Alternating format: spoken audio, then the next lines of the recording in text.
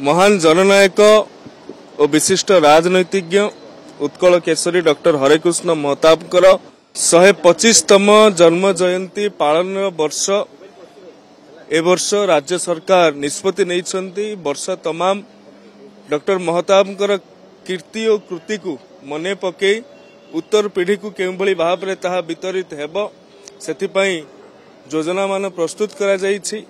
एही अवसर रे तांकर जन्म तिथि नवेम्बर 21 तारीख रु 21, 22, 23 तीन दिन व्यापी भुवनेश्वर रे पालित हो जाउथला। आज ताहार शेष दिवस माननीय मुख्यमंत्री एथिरे उपमुख्यमंत्री उपस्थित रहीकि ए उद्यापनी दिवस रे निजर अभिभाषण रखिथिले। या पूर्वरु महामहिम राष्ट्रपति महोदय दिल्लीर विज्ञान भवन ठारे जोग दे सर्वभारतीय स्तर रे यह पालन करिवार निष्पत्ति पूर्वरु केंद्र सरकार नेइथिले।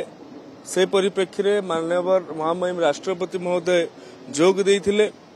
तेणु डॉक्टर हरेकृष्ण महताब जने व्यक्ति विशेष नुहे, तांकर तत्व तांकर दर्शन जो भाव रे पर पीढ़ी को संचारित हेबो एवं ओडिशार बरपुत्र मानक प्रति यथेष्ट सम्मान और कृतज्ञता प्रदर्शित करने को पड़िबो।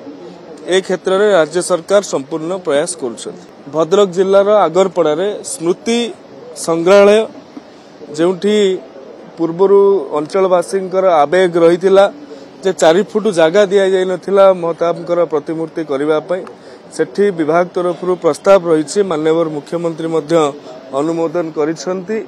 40 फुटर प्रतिमूर्ति सहित स्मृति संग्रहालय एवं जो एक सुंदर भाव रे प्रकल्प कराजिबो जोठी की पर्यटक माननकु आकृष्ट करने सहित लोके डॉक्टर महताबकर कीर्ति और कृति संबंध में जापर। निजुक्ति नुहे, ये सामयिक भाव रे कार्यकाल 6 मास पर्यंत वृद्धि करा जायछि एवं सेथिरे भी लेखा अछि नूतन भिसी निजुक्ति हेबा पर्यंत जदि आमे 6 दिन रे भी नूतन भिसी निजुक्ति करूछंती तबे सेते पर्यंत बलवत्तर रहिबो। यूनिवर्सिटी चलैबा पई लोकंकर आवश्यकता अछि, सेति पई जो भिसी अछंती सेतिरे दिया जायछि एवं 2020 अधिनियम पूर्व सरकार जा आनिथिले सेतिरे संशोधन करिकि यूनिवर्सिटी माननकु ऑटोनोमी विश्वविद्यालय को स्वायत्तता प्रदान करबा पई व्यवस्था करा जाउछि। आईन रो संशोधन करा जाउछि। सेति पई पुराना नियम आधार रे भिसी चयन न करा जाई नुआ नियम आधार रे भिसी चयन आगु को करा जिवो।